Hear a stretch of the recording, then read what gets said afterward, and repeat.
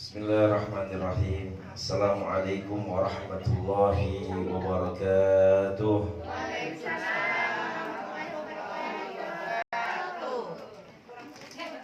Alhamdulillah. Alhamdulillahilladzi bi ni'matihi tatimmu shalihat wa bi fadlihi tanazzalu rahmat. Ahmaduhu subhanahu wa ta'ala wa ashkuruh wa syara 'ala al-a'yad wa afadha 'alaina bis-surur wa nawwara qulubal mu'minina bit-taqwa wal hubur. Asyhadu an la ilaha illallah wahdahu la syarika lah wa asyhadu anna Muhammadan 'abduhu wa rasuluhu la nabiyya wa la rasula ba'dah. Allahumma shalli wa sallim wa karrim wa 'azzim wa barik 'ala habibina wa syafi'ina wa zuhrina wa qurrati a'yunina sayyidina wa maulana Muhammadin wa ala alihi wa sahbihi wa man tabi'ahum bi ihsanin ila yaumiddin. Subhanaka la ilma lana illa ma 'allamtana innaka antal alimul hakim. Faqala 'azza min qail fi muhkami tanzil wa huwa asdaqul qailin. Bismillahirrahmanirrahim. Yarfa'illahu alladhina amanu minkum walladhina utul ilma darajat. Allahumma anfa'na bima 'allamtana wa 'allimna ma yanfa'una warzuqna 'uluman tanfa'una fid dunya wal akhirah. Allahumma faqihna fid din wal ta'wil. Allahumma arzuqna fahman nabiyyin wa hifzal mursalin wa ilhamal malaikatil muqarrabin bi rahmatika ya arhamar rahimin. Amin amin ya rabbal alamin. Alhamdulillah summa alhamdulillah hadatul mukarram wal muhtaram yang sama-sama yang kita muliakan, kita hormati, yaitu Bapak Haji Dr. Ramayuli dan keluarga besar semuanya.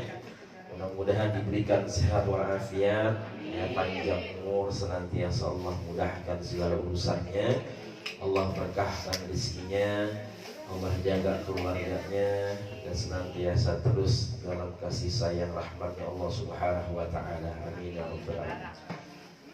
Dan ibu-ibu semua juga jamaah majelis Ta'lim Az-Zakir yang senantiasa diberkahi, dimuliakan oleh Allah subhanahu wa ta'ala. Gimana kabarnya Ibu? Alhamdulillah. Sehat? Ya, Alhamdulillah. Mudah-mudahan selalu sehat walafiat. Ya, sehat badannya, sehat kantongnya, ya, sehat hatinya, sehat jasmani rohaninya, ya, lahir batinnya, insyaallah. Mudah-mudahan senantiasa terus dalam hidayah, dalam kebaikan di sisi Allah subhanahu wa ta'ala. Amin ya rabbal alamin. Yang sedang sakit mudah-mudahan Allah berikan sehat walafiat, ya, Allah berikan kesembuhan yang sempurna, yang paripurna. Yang sedang banyak urusan mudah-mudahan Allah mudahin urusannya, ya Allah gampangin segala urusannya, ya Allah kabul segala hajat keinginannya. Alhamdulillah yang sudah hadir di sini mudah-mudahan Allah tambah kebaikan, keberkahan dalam hidupnya.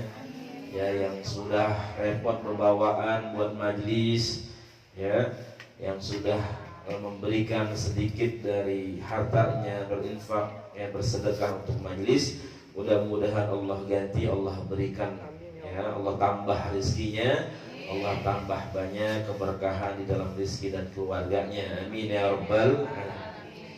Alhamdulillah senantiasa kita bersyukur kepada Allah subhanahu wa ta'ala dan juga bersolawat kepada Nabi kita Nabi Muhammad sallallahu alaihi wasallam. Mudah-mudahan senantiasa kita terus dalam kebaikan, dalam istiqomah di jalan Allah subhanahu wa ta'ala. Senantiasa apa yang kita lakukan, apa yang kita kerjakan, ini bisa menjadi pemberat timbangan amal kebaikan di yaumil akhir nanti di hadapan Allah subhanahu wa ta'ala. Amin ya rabbal alamin. Alhamdulillah kita teruskan kajian kita dari kitab Nasaihul Ibad, ya, li Syekh Nawawi Al-Bantani rahimahullah ta'ala, wa nafa'ana Allahu bi'ulumi fid dharain amin, sampai ya bab kedua maqalah ke 41. Ya, 41 betul ya Bu? Ya, 3 tanda kebaikan seorang hamba. Kita baca Bismillahirrahmanirrahim. Bismillahirrahmanirrahim. Qala al-hukama'u idza arada Allahu bi'abdin khairan faqahahu fid dini wa zahadahu fid dunya wa bassarahu bi'uyubi nafsihi. Ya, ada berapa? Ada 3 ya, tanda bahwasanya hamba tersebut dia senantiasa mendapatkan kebaikan atau hamba tersebut senantiasa terus mendapatkan bimbingan hidayah, ya, tuntunan dari Allah Subhanahu wa taala dalam kebaikan, ya, dalam hidayahnya Allah Subhanahu wa taala. Dikatakan idza apabila aradallah, ya, Allah ingin, Allah menginginkan, Allah menghendaki. Jadi arada yuridu itu menghendaki atau menginginkan. Ya, Allahu bi'abdin, ya, dengan hambanya. Abdun itu adalah hamba. Ya, yang namanya hamba biasanya dia dikuasai oleh majikannya. Kalau dulu ya ada yang namanya budak. Jadi abdun itu ya bisa diterjemahkan dengan hamba atau budak. Asal katanya adalah budak abdun. Jadi kalau sudah hamba sahaya, ya sudah budak, maka dia harus patuh tunduk sama majikannya karena dikuasai.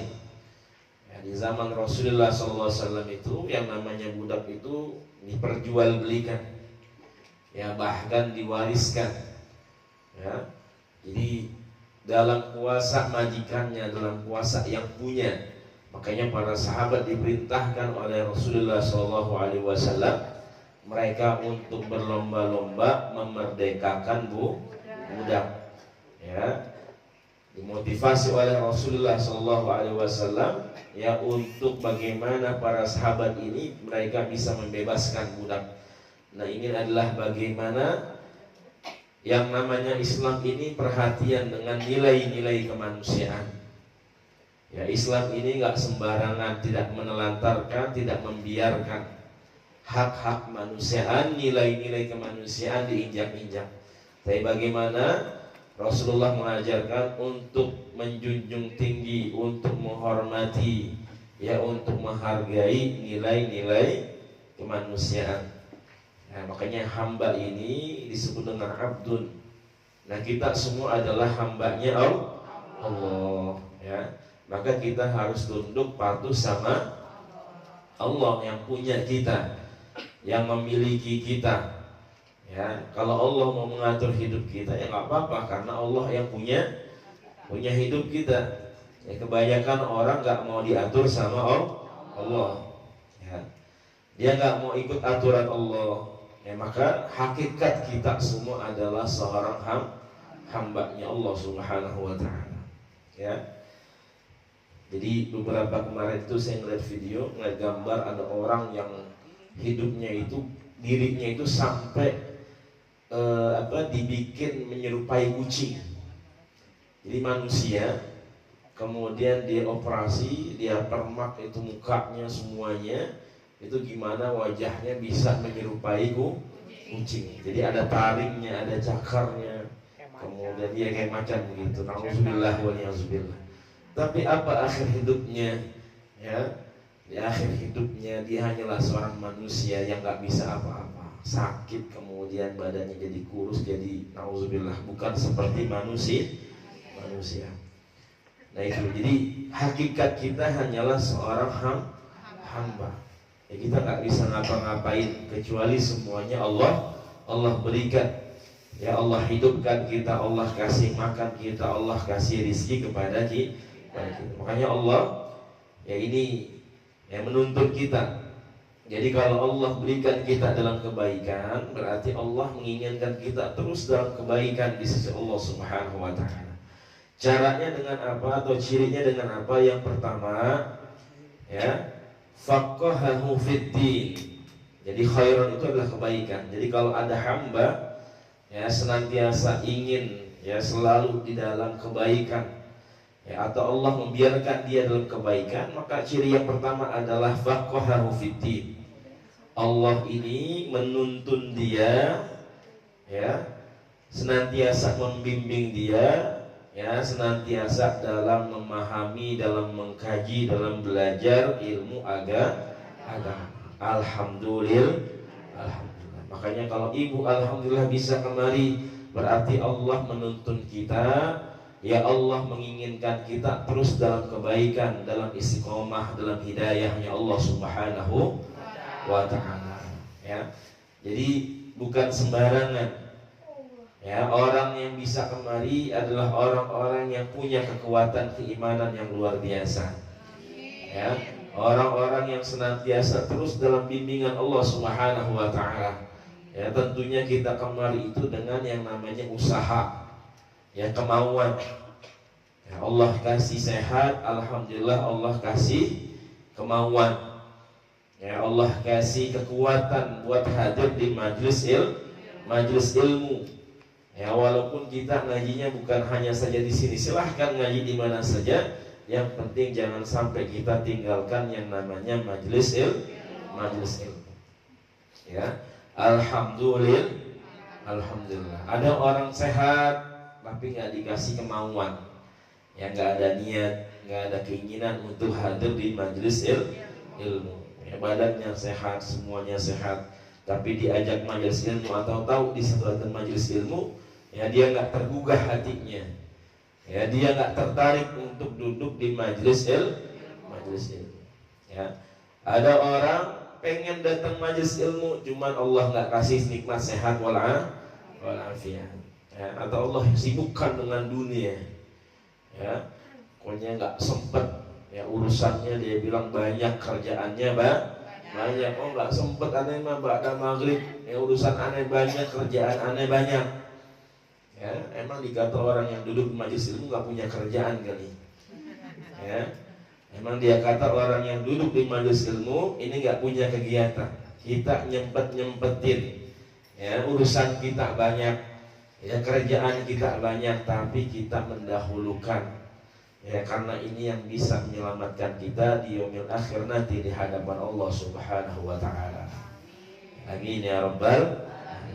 Maka ketika Allah bimbing kita hadir di sini, kita paham, ya, ada pengajian, ada belajar Al-Quran, ya, ada belajar hadis, ada belajar tafsir. Alhamdulillah berarti supaya kita paham dengan agama, ya, supaya kita baik dalam beragama.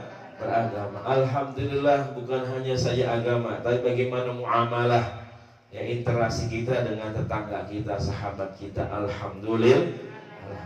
Di majelis kita bisa ketemu teman, ya, bisa ketemu tetangga yang hari ini atau beberapa hari belum ketemu. Alhamdulillah bisa ketemu, bisa tanya kabar. Ya, biasanya ibu-ibu kalau datang ke majelis, dia, ya, bukan sekedar nanya kabar, ya, tapi ngakurin penyakit biasanya. Ya, emang apaan yang dirasain? Ini agak-agak nyeri kaki gue, gitu. Gak sama gue kemarin, ya. Ya, gak sama itu mah sama gue. Minum obat ini nih. Ya, gak apa-apa. Alhamdulillah. Biar didoain, ya, sama temennya. Alhamdulillah. Maka tadi berarti Allah menginginkan kita semua ibu-ibu senantiasa dalam kebaikan di sisi Allah. Allah tuntun kita. Karena banyak, ya, orang, ya, jam segini ataupun orang, ya, udah maghrib begini mereka masih di jalan, ya, padahal mereka nggak mengapain. Banyak yang nongkrong di pinggir jalan, ya, banyak yang nongkrong, ya, di tempat-tempat mereka biasa pada merumpi dan sebagainya. Ya, tapi alhamdulillah Allah tuntun kita hadir di majelis ilmu. Kata Rasulullah SAW, man salaka tariqan yaltamisu fihi ilman sahalallahu lahu tariqan ilal jannah. Siapa saja yang terus dibimbing oleh Allah Subhanahu wa taala, ya senantiasa gemar hadir di majelis ilmu, senantiasa terus belajar ya di dalam memahami agamanya, maka Allah akan mudahkan jalannya untuk menuju surganya Allah Subhanahu wa taala. Ya. Untuk orang yang suka menuntut ilmu. Makanya ya bagaimana utlubul ilma minal mahdi ilal mahdi. Tuntutlah ilmu dari buayan sampai ke liang lahat. Ya, sampai kapanpun nggak ada batasannya. Ya, nggak ada limitnya, unlimited. Ya, mau kapanpun sampai kapanpun kita masih belajar. Ya, kemudian makanya ketika kita belajar, maka jangan baru belajar timbang sebulan aja udah belagu. Ya, baru belajar air toharoh aja udah merasa paling tahu kan. Tapi senantiasa kita merasa diri kita selalu kurang dengan ilmu. Ya, ketika ada orang yang mengatakan seperti ini, ya kita terima saja. Ya, kalau ada orang yang berdebat dan sebagainya, ya kita terima saja. Ya, yang penting kita tahu kebaikan itu senantiasa kita terus kerjakan.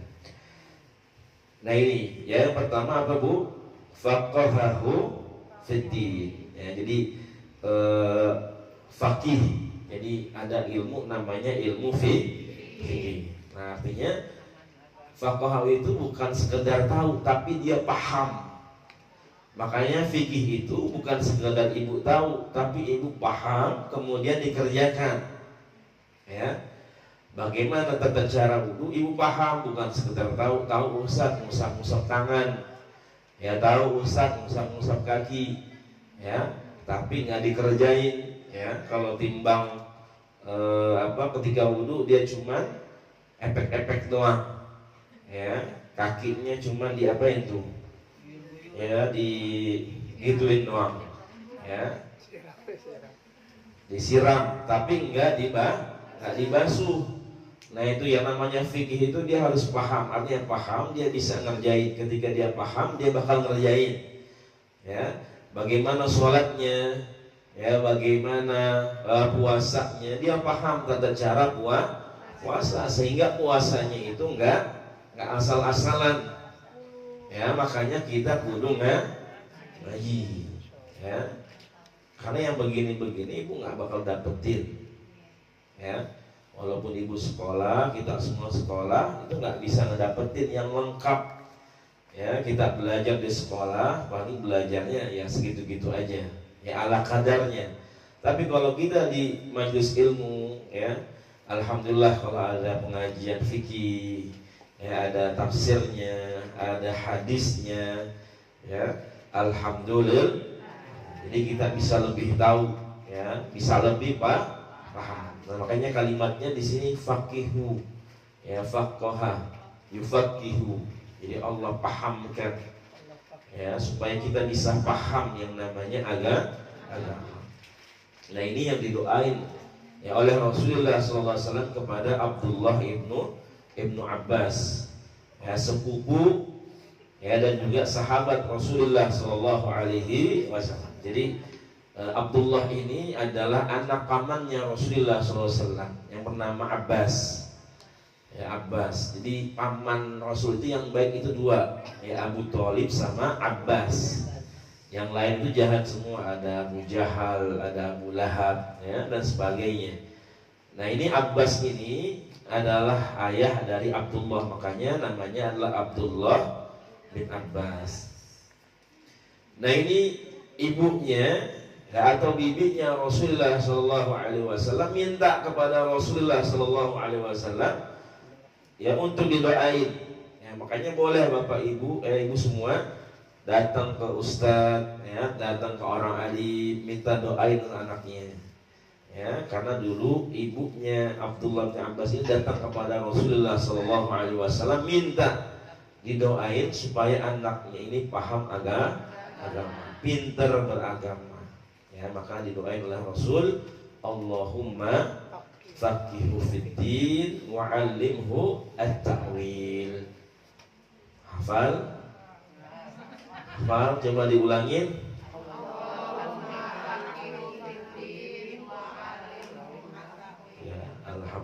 Masih ada yang bunyi, tadi mulut ada yang mulai. Ya, kita baca bareng-bareng. Allahumma faqihu fiddin wa'allimhu at-ta'wil. Allahumma faqihu fiddin wa'allimhu at-ta'wil.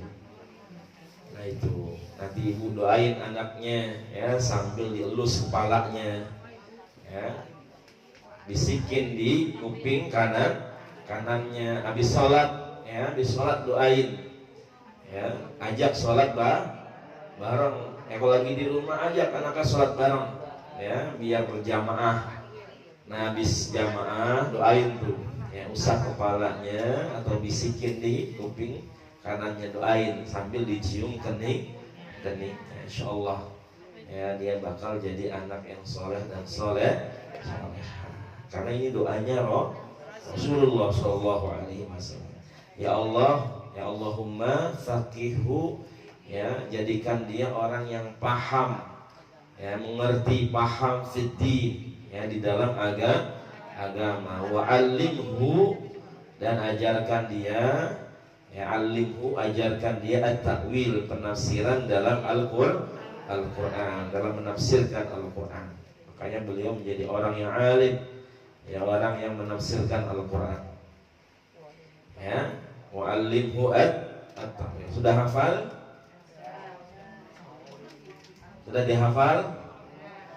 Ya, nanti ada door prize-nya ya, nanti ya, umroh ya, berangkat dari Mekah gratis, dari sini ke sono bayar sendiri ya.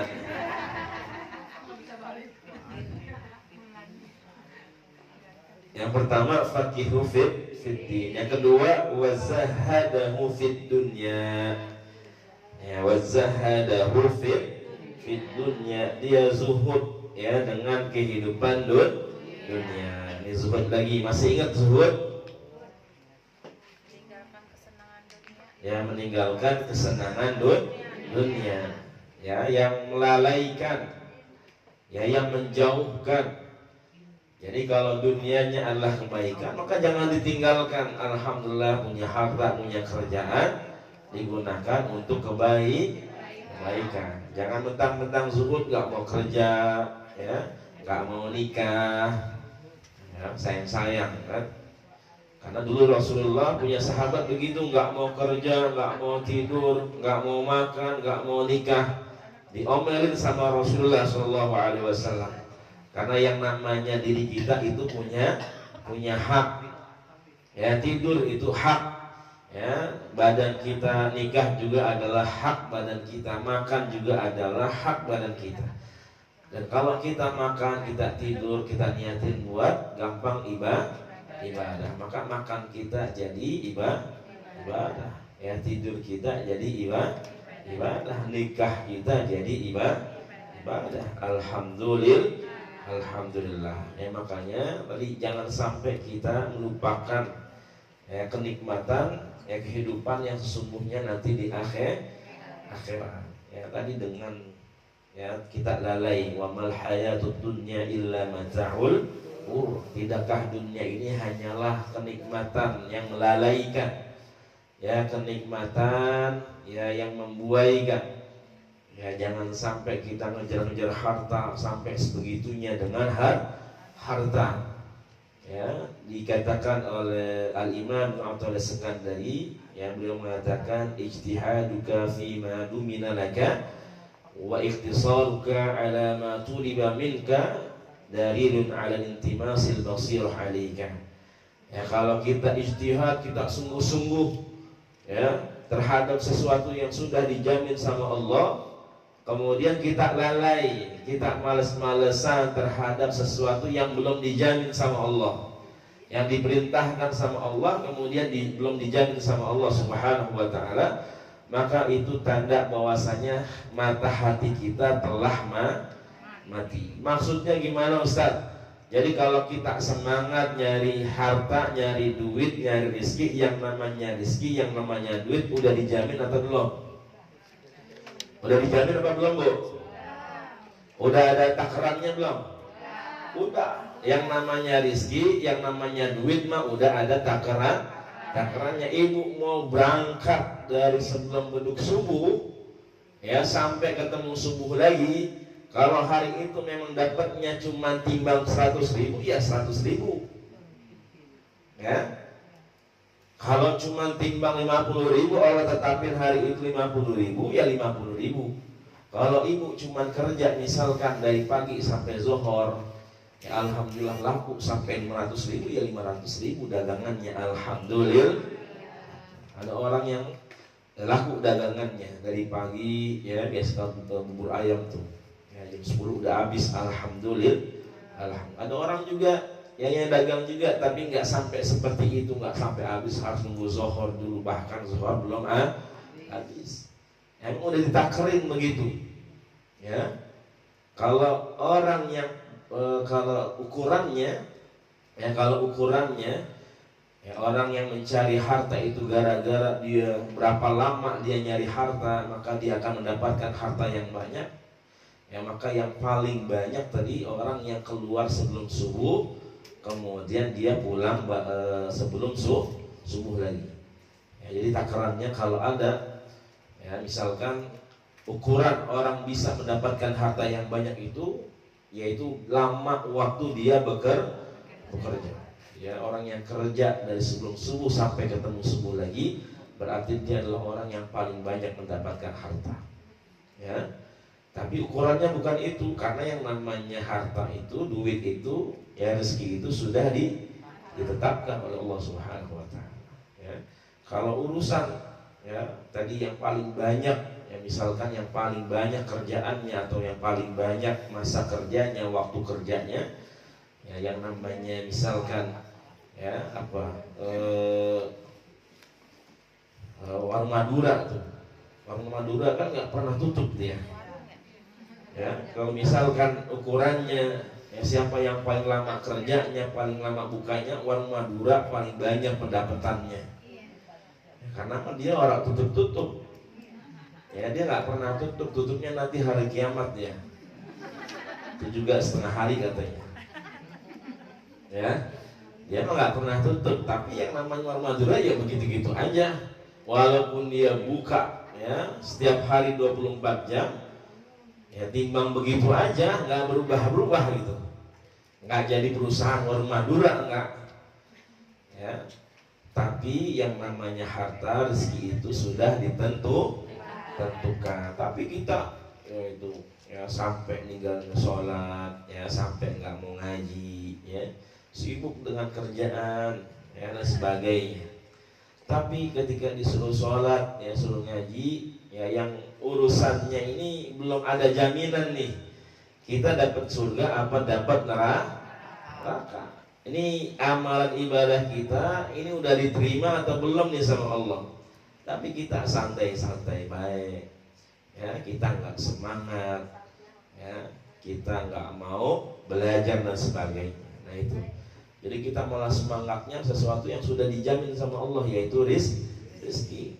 Ya padahal kalau kita ya semangat ataupun tidak, ya yang namanya rezeki memang sudah ditentukan oleh Allah Subhanahu wa taala. Tinggal kita ikhtiar saja. Ya sebisa saja, semampunya saja. Tapi kalau yang namanya sesuatu yang belum dijamin, maka kita harus benar-benar, ya kita harus semangat, kita harus benar-benar termotivasi. Maka misalkan ketika sholat kata Rasul, ya sholatan muwaddah atau sholatan muwajjih. Ketika kita sholatlah yang khusyuk. Seperti kita ini adalah sholat terakhir kita, ya. Karena nggak ada jaminan nanti kita masih bisa sholat ataupun tidak. Ya.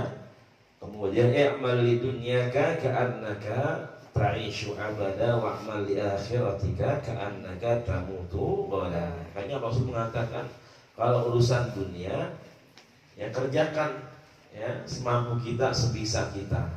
Ya seakan-akan kita akan hidup selamanya. Ya biar semangat. Ya, kita masih punya keluarga, kita masih punya orang tua, kita pengen menghidupi mereka, ngasih sesuatu untuk mereka. Tapi untuk urusan akhirat ibadah kita, maka bayangkan kita kalau ibadah kita akan kembali esok, ya, kita akan meninggal esok hari, ya, kembali kepada Allah Subhanahu wa taala. Nah, ini yang kedua, zuhud. Artinya meninggalkan kemewahan dunia, yang melalaikan kenikmatan dunia, yang melupakan dan sebagainya. Yang ketiga, wa bassarahu bi'uyubi nafsihi. Ya, jadi bassarahu, basar itu melihat, ya, basirah. Ya, jadi basarahu itu sadar, karena ada melihat itu dalam bahasa Arab ada ro'a, ada basara. Jadi kalau ro'a itu hanya sekedar melihat, tapi kalau basara itu yang melihat kemudian sambil diteliti, sambil dipikirin, ya, sambil dipahamin. Nah, ini makanya kalimatnya wa bassarahu bi'uyubi nafsihi. Dia paham, dia selalu, ya, menimbang-nimbang, dia selalu pikirin, selalu melihat dan memikirkan. Apa Bu yang dipikirkan?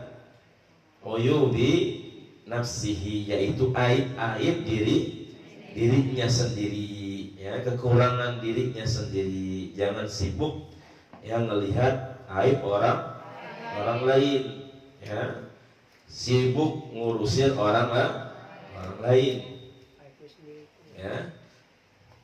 Jadi terlalu sibuk ngurusin orang, ya.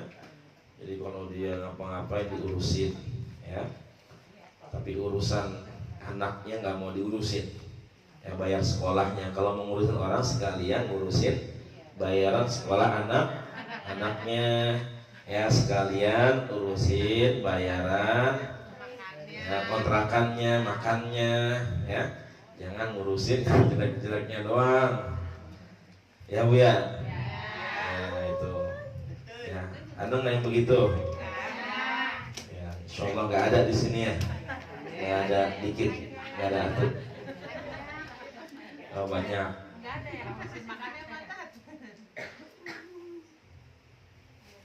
Ya, itu, ya. Wa bassaruhu bi'uyubi nafsihi, ya.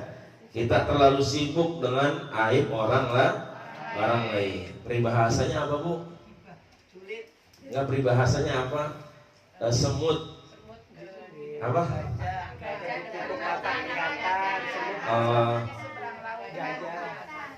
Gajah di pelupuk mata gak kelihatan.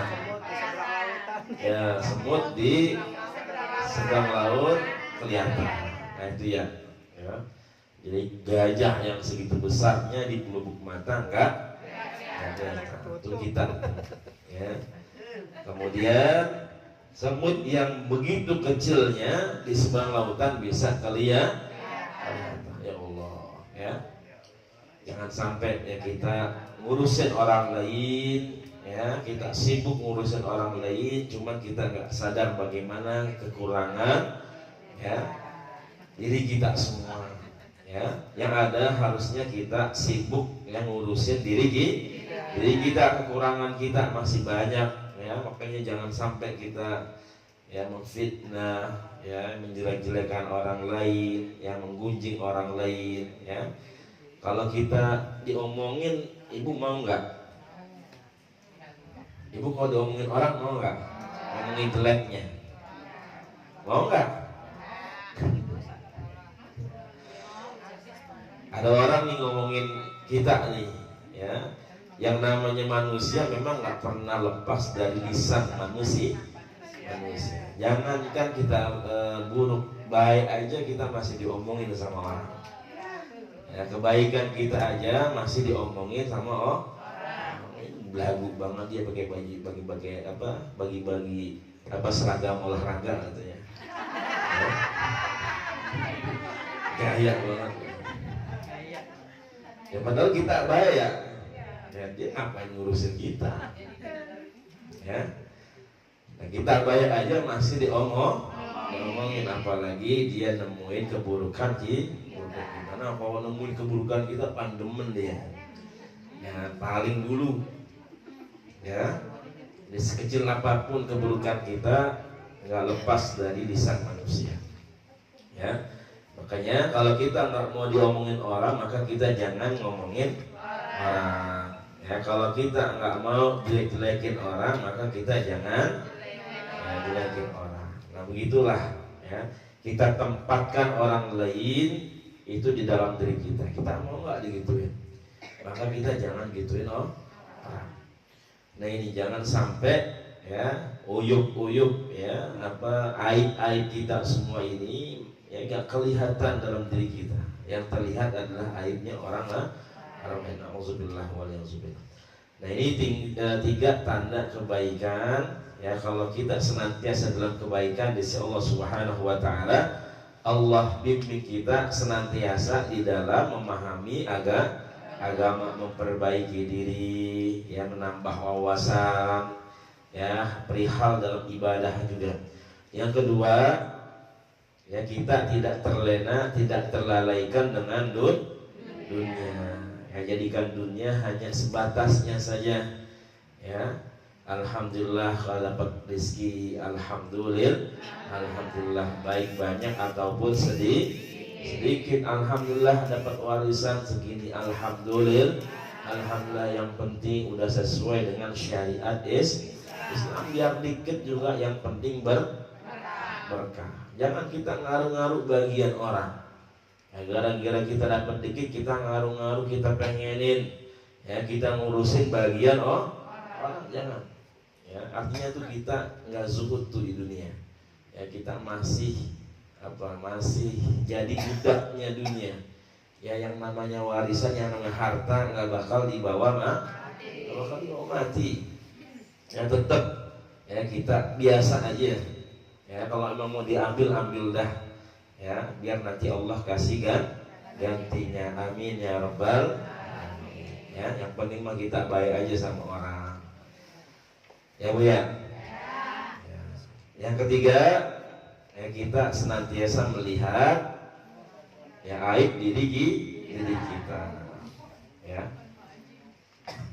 Masih ada waktunya?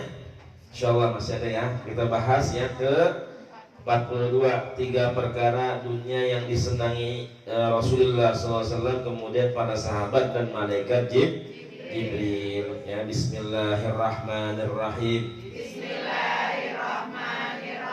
Qala Rasulullah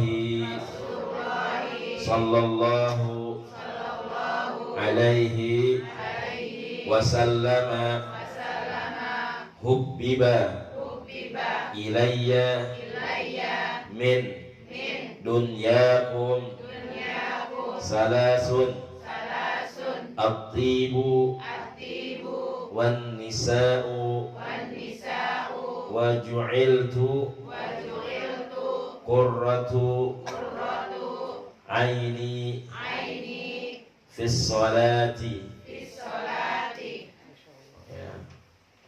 Hubbiba ilayya, ini hadis dari Rasulullah sallallahu alaihi wasallam. Hubbiba ilayya min dunyakum.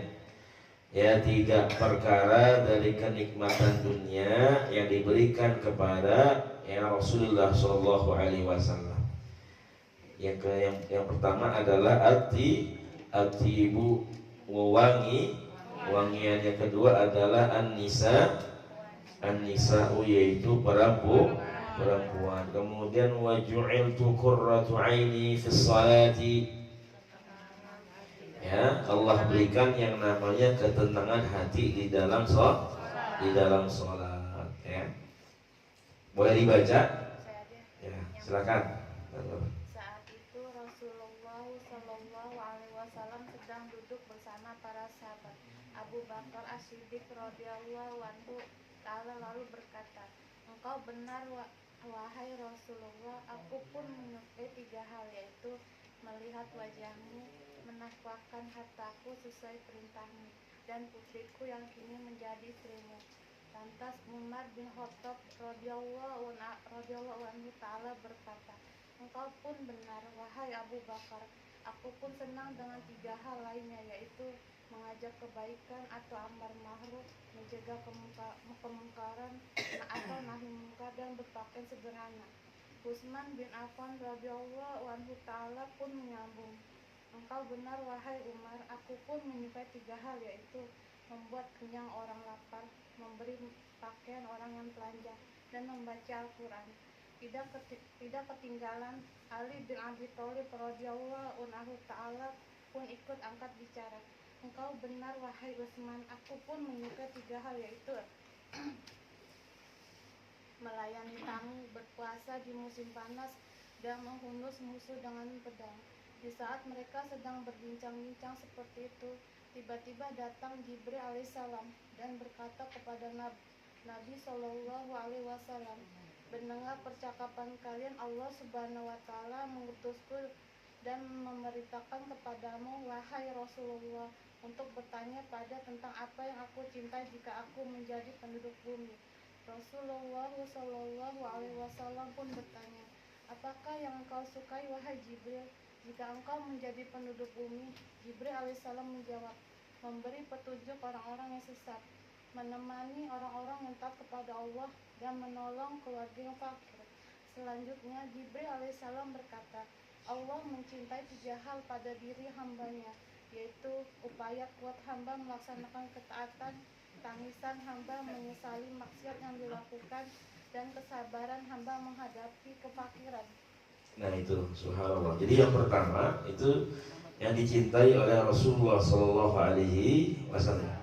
Nah itu tadi yang dibaca itu dicintai, yang disenangin oleh para sahabat Rasulullah Shallallahu Alaihi Wasallam. Ada Sayyidina Umar bin Khattab, ada Sayyidina Utsman bin Affan, ada Sayyidina Ali bin Abi Thalib. Ya, kemudian di halaman 81, nah itu ada yang sesuatu yang disenangi oleh malaikat Jibril alaihissalatu wassalam.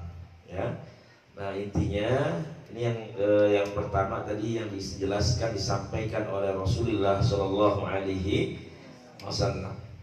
Ya, ada 3 hal yang disenangi oleh Rasulullah Shallallahu Alaihi Wasallam, yaitu yang pertama adalah at-tib, ya, yaitu wangian. Ya, makanya bagaimana memang ini menjadi salah satu sunnah Rasulullah Shallallahu Alaihi Wasallam ketika sholat misalkan, ya. Tapi tidak untuk perempuan. Kalau perempuan pakai seala kadarnya saja kalau keluar rumah, ya takut bau dan sebagainya. Yang penting tadi menghilangkan bau. Tapi kalau di rumah ya sama suami, ya mau pakai 1 botol juga nggak apa-apa. Ya silahkan.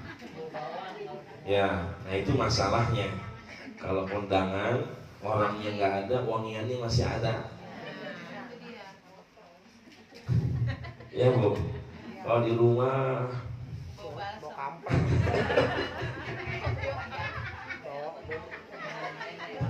bukan bau lagi, bau kamper. Ada aja. Ya, insyaallah ya di sini mah semuanya pada wangi-wangi semua depan kakinya.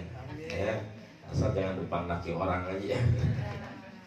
Ya, nah itu jadi kita memang disuruh memperbaiki. Jadi zahir batin itu harus indah, dalam hatinya bagus bersih, ya batinnya. Kemudian zahir yang terlihat juga harus bersih, harus rapi, ya. Makanya silahkan berdandan, yang penting jangan berlebihan. Kan orang jahiliyah dulu mereka dikatakan wala tabarrujna tabarrujal jahiliyah. Jangan kalian tabarruj itu orang-orang perempuan jahiliyah zaman dulu itu, mereka kalau dandan berlebihan. Ya bajunya sampai nyengser, ya kemudian semuanya berlebihan. Nah itu yang nggak boleh, ya. Nah pakai wangian silahkan, yang penting jangan berlebihan. Ya kalau depan laki di keluarga dan rumah silahkan, itu afdol. Nah kalau yang laki-laki memang harus pakai ya, ketika sholat berjamaah. Makanya nggak boleh itu makruh. Ya makan jengkol, makan apa lagi? Pete. Yang mau sholat dia makan jengkol. Ya mau sholat dia makan pete. Itu nggak boleh. Makan bawang itu langsung nggak boleh. Jadi ketika mau sholat jamaah jangan makan bawang, Ya, jangan makan pepek, jangan makan jengkol yang bau-bau. Nah, kasihan orang yang sholat di sampingnya, ya, apalagi belum mandi, udah seminggu belum mandi, gitu kan? Kasihan orang nggak khusyuk sholatnya. Nah itu ya. Nah jangan seperti itu. Nah ini memang keistimewaan yang namanya wangian ini. Makanya surga itu kan yang diibaratkan, digambarkan ada ya bau rihul mis, ya ada wangi bau kasturi. Ya begitu juga orang yang berpuasa, ya itu bau mulutnya seperti ya bau minyak kasturi. Yang itu. Ya, kemudian yang kedua yang disenangi oleh Rasulullah SAW yaitu perempuan, para istri atau anak-anaknya yang perempuan tadi. Ya, para sahabat mencintai anaknya perempuan. Ya, jadi yang namanya Rasulullah SAW bukan gila perempuan, karena masih banyak orang yang mengatakan oh Rasul Muhammad tuh gila perempuan, ya istrinya banyak. Enggak. Ya, kalau kita lihat sejarah bahwasanya orang-orang zaman dulu, raja-raja zaman dulu itu istrinya lebih banyak lagi, ya bisa sampai 1000-an. Ya selirnya berapa, istri-istrinya berapa raja-raja zaman dulu itu. Ya makanya ya dalam syariat Islam itu ada yang namanya poligami. Poligami itu merapikan manusia biar rapi. Ya dibatasin hanya 4 istri, karena dulu yang laki-laki itu ya nikahnya banyak-banyak, ya punya istrinya banyak. Makanya datang syariat Islam dirapihin. Ya gimana ini manusia biar rapi hidupnya, ya maka dibatasin. Ya jadi batasnya hanya 4 istri. Itu juga harus ada syarat dan ketentuan berlaku. S dan K-nya berlaku itu. Jadi seperti itu. Ya, makanya ini memang dalam hadis kan dikatakan ya, di antara salah satu perhiasan dunia adalah istri yang saleh. Ya, apa tuh hadisnya? Bahwasanya mataul hayatid dunya al-mar'atus salihah. Di antara kenikmatan dunia, perhiasan dunia adalah istri yang saleh. Apalagi kalau ketika istrinya meninggal kemudian suaminya redho. Nah itu langsung masuk surga dalam hadis. Jadi kalau ada istri yang meninggal kemudian suaminya redho, maka dia langsung mendapatkan surganya Allah Subhanahu wa taala. Nah yang ketiga kita teruskan pada azan. Bahkan tadi istrinya Rasul ada berapa bu? Istrinya Rasul. Kalau 4 mah istri kita nih 4 batasannya.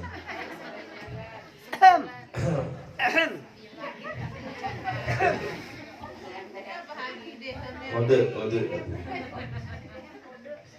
Berapa bu istrinya Rasul? Nah 9 ya.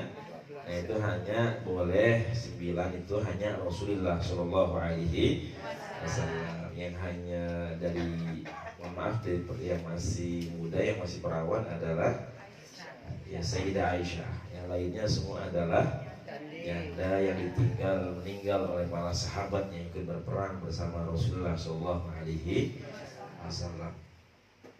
Dan Rasulullah itu menikah petunjuk dari Rasulullah Shallallahu Alaihi Wasallam.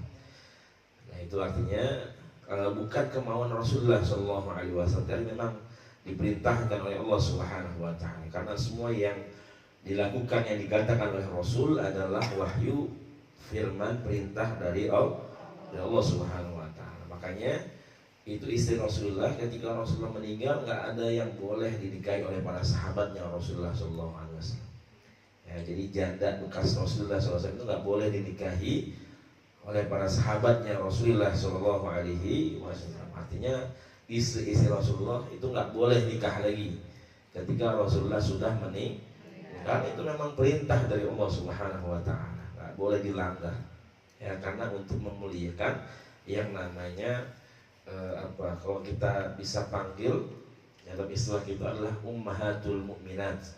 Ya, ummahatul mukminin wal mukmin. Ibunya orang-orang mukmin dan orang-orang yang mukminat, mukminin dan mukminat.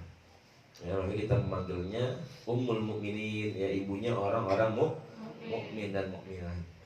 Nah, itu ya. Kemudian yang ketiga, ketenangan hati dalam sholat. Ya, makanya kita diperintahkan kata Rasul, ya shollu kama ra'aitumuni usolli, salatlah kalian sebagaimana aku sholat.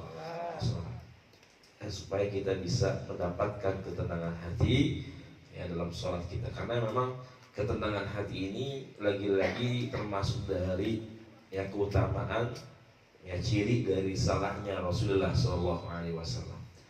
Ya, apapun ya apa yang kita kerjakan ya itu menjadikan diri kita lebih tenang lagi hati kita. Jadi dari sholat kita, dari puasa kita, ya, dari zikir, baca Quran kita ini bisa membersihkan hati kita sehingga menjadikan hati kita lebih tenang lagi, ya, lebih baik lagi. Amin ya rabbal alamin. Mungkin ini saja. Ya, terima kasih, mohon maaf segala salah khilaf, yang benar dari Allah Subhanahu wa taala. Hadanallahu ajma'in wa la'afu minkum. Assalamualaikum warahmatullahi wabarakatuh.